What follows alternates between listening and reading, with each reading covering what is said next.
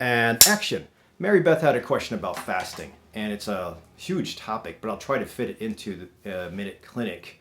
And by the way, if you don't subscribe, consider subscribing to me and hitting the alert button for my newest vlogs. The idea of fasting is actually ancient. It dates back to some of the oldest religions in the world. Ramadan is a dry fast where you don't have anything to eat or drink for a mountain of time. Passover is also a form of fasting where you hold back on certain solid foods. Water fasting is kind of a new concept. It doesn't have anything to do with religion, but it's just when you drink water and nothing else. There's ketosis dieting, there's intermittent fasting, there's 5-2 fasting, there's something called a fasting mimicking diet. There's a whole bunch of different ways to do it. But bottom line is people are searching out on their own because usually if they rely on their doctors, what do? We used to give everybody insulin when they had problems with obesity, diabetes, high insulin or sugar levels. But we found, if you go to an endocrinologist now, we found that giving people insulin actually just worsened the problem, made them gain more weight. So now endocrinologists are moving away from insulin, which is a good thing, but they're relying more on a whole bunch of very expensive medicines. Januvia seems to be the biggest or newest kid on the block, and it's being prescribed to a lot of my patients before insulin, which is kind of a good idea, but at $300 a month, that is not sustainable until Januvia goes off patent, and that's going to be a while. So how do we actually take care of obesity and diabetes? Well, nutrition and exercise. Everybody demonizes insulin, but insulin resistance is usually a defensive mechanism that our bodies go through because of just being showered with too much glucose. The cause is usually the nutrition that's going in. If you're considering a fast, I think you always should do research and get information from reliable sources. The best data comes from randomized controlled trials. And sometimes if they're double-blinded or have a crossover, it makes them more reliable. But when we as doctors make suggestions on nutrition changes, as long as it's not dangerous, it usually has to have some backing up. And some studies will usually tell you. The only problem is nowadays studies can be backed up by big industry or pharmaceutical industries, and you wonder where their allegiance is. So you have to know how to read studies or contributors to studies. You have to see what applies to you. You have to see what's affordable, and you have to have a coach in your corner. So if you're going to be going down this road, please get cleared by your doctor first, especially if you're on medicines. So that is usually a no-no when you get on medicines and you have a low body weight, or you're on, like say, blood pressure medicines or insulin. You really have to wean down while you wean up the nutrition practice. Wean down on medicines, because sometimes if you start to feel good, start to lose weight, start to turn on ketosis, your medicines might be too strong for you, and you'll either fall down, you'll go into a hypoglycemic coma, or you'll have problems with a gout flare-up. So all those have to be cleared. Having said that, I think it's a great thing. When you go through a fast, it's probably because you have a problem, whether it's a medical problem, you're tired of all the medicines, or just trying to lose weight because your body mass index is too high. There's other reasons for fasting too, by the way. Sometimes when you just have a lot of brain fog, when you have chronic pain, when you have that insulin resistance, when you have problems with irritable bowel syndrome, all those things can be improved with fasting. Now the question is, what's tangible? Fasting, let's just talk about the concept of fasting, because if you understand the concept, then you can pick and choose your own form of fasting as long as you research it. So the idea is that when we eat 3 times a day, which is social norm, 3 to 4 times a day, you take the solid food, the food gets digested in the stomach, and when it turns into mush, it gets absorbed in the small intestine. When the food or mush gets absorbed into the small intestine and then the bloodstream, you get presented to the bloodstream and all the cells in the body a high level of some kind of fuel. And usually it's going to be heavy carbohydrate fuel. So when the body gets this fuel 3 to 4 times a day, it has to put it away. And how does it put it away? It takes it out of the bloodstream, puts it into the cell for storage. Usually it does that via insulin. So again, not to demonize insulin, but it's a normal reaction. The entire bloodstream or circulatory system is very sensitive. So when you have high levels of anything in there, especially glucose, the body senses that. The lining to the bloodstream, the capillaries, the blood vessels will immediately say, push this sugar away, put it into the cells for storage. And you have to have insulin secreted from the pancreas to do that. So usually Right after you absorb that high carbohydrate food or that fuel source, you have high levels that climb in the bloodstream, and then insulin secreted, then you have everything put away. Now the problem is if you have nothing but carbohydrate, you'll have high spikes, and then insulin will equal that spike and put you down. So that's the usual push-pull. The average American diet is heavy in carbohydrates, low in essential fats, low in proteins. So what happens when you have an imbalance, carbohydrate heavy? You'll have super high levels of insulin, and then you'll crash from insulin dumping.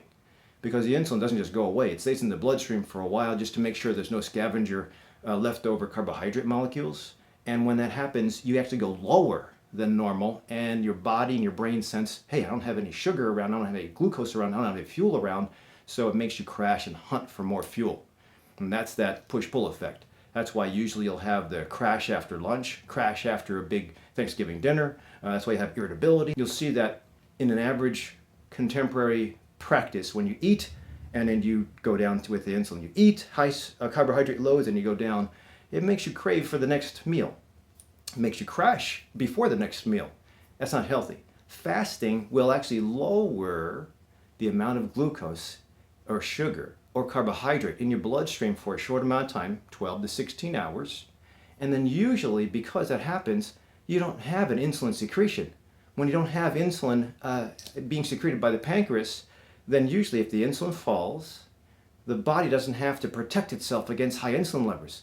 You become less insulin resistant, more insulin sensitive, because the cells say, I don't have any insulin around. I can kind of let my guard down. That's the way it works.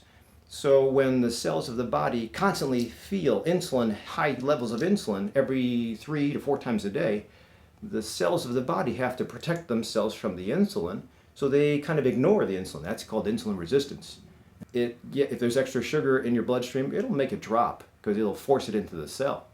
When the carbohydrate, the excessive amount of fuel, gets put away quickly, because you can only make so much glycogen for use later on in fight or flight. It goes to the liver, it goes to the muscle, but then if you have leftover or you've topped out, then suddenly the body puts it into the fat cells.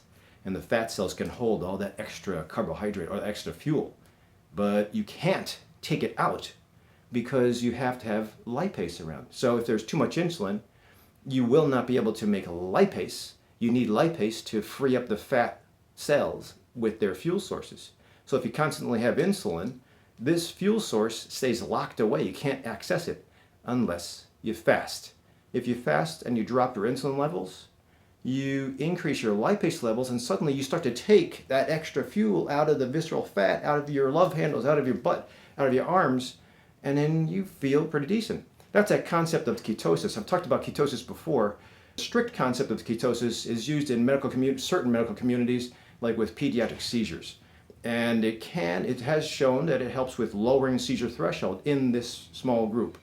But for everybody else, it has to be monitored. I think there's benefits to it, but essentially that's what you want to do with fasting.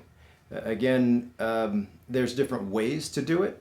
The newest information is from the Fasting Mimicking Diet, where you go 5 days a month of tight fasting, decrease calories going in, and you essentially go into the body lowering its insulin levels, increasing its ketotic or metabolic pathways that let the fat be burned up.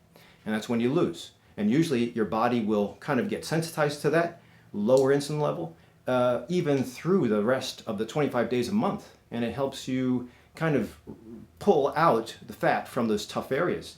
So if you have constant insulin, you'll be able to force storage of extra fuel into fat cells, but you will not be able to take them out. If you have low insulin levels, like with the occasional practice of fasting, you'll be able to free up all that fat that you've been storing. And it's a tough thing initially, because when you go from having some fuel source all the time, 3 to 4 times a day, your brain gets used to having all that glucose and you get used to eating, but when you drop down suddenly, you're going to go through a little withdrawal. Sometimes that ketotic kind of withdrawal is almost considered like a viral infection. Some would say it's a Herxheimer's reaction, whatever you want to call it.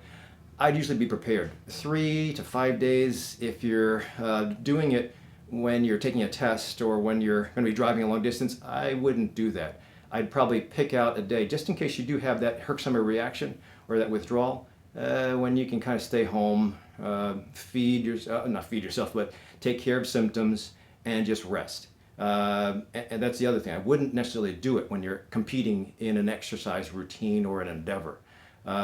Once you get used to that fast, then you'll free up a lot of the fuel sources from your cells. You'll practice and get used to that ketotic kind of feel, and you'll actually think clearer. You'll have more energy. You'll sleep better. Acne will clear up. There's a lot of great benefits. This practice, again, in Ayurveda, where Ayurveda is the ancient practice where yoga originated from in India, you're suggested to do a fast with a change of season. Usually it makes sense because in change of season you'll have a different plethora of what's available to eat. Winter season versus summer season, there's different foods available, so you should get the body prepared and the gut prepared before you switch over. And that makes sense. About a week or two. That's that detox everybody talks about. And in bodybuilding, we fast right before competition so you can get cut. Usually if you get cut, you try to get all the ripped muscle ripped, get fat lowered, and you look better when you pose on the stage. But most of my bodybuilders that know about going into fasting or cutting down, getting ripped, they'll also hit the wall because your fuel sources have to change over. So it's a little bit rough, but I've seen guys actually drop from dehydration on stage when they were just too dry and too lean. So you still have to prepare. And again, this is not only for athletes, it's for the medical community. It's for the average patient. I think there's reasons to do it. You shouldn't do it without guidance. You shouldn't do it if you're young. I think that's very delicate. I'd really have to have anybody less than a BMI of 18 or an age of 18 kind of check with their doctor first. Sometimes if you have multiple medicines and you're in your 60s or 70s, you gotta get cleared first. Just like starting a new exercise program, you gotta get cleared and make sure that your blood tests are okay and your medicines have to be adjusted or watched closely. So Mary Beth, hopefully this gives you a little bit of an idea about fasting. Whatever you choose to do, I think it's worth it, but you have to have a little bit of guidance. You have to have a temporal plan about what to do when you go through withdrawal, how to maintain it, or when to stop and maintain and switch over to a different nutrition plan. You also have to know the exercises and your endurance during that time, because you will change your fuel source and it might make you more apt to have an injury or hit the wall with your exercises. So take it easy during that time, not necessarily get on the bench as far as not doing any exercise, but just work with your other coach, the coach for activity, and maybe you guys can dovetail into a great practice that can be sustainable, and then it's going to be getting off medicines and getting into a good life by the time you're 50, 60, or 70.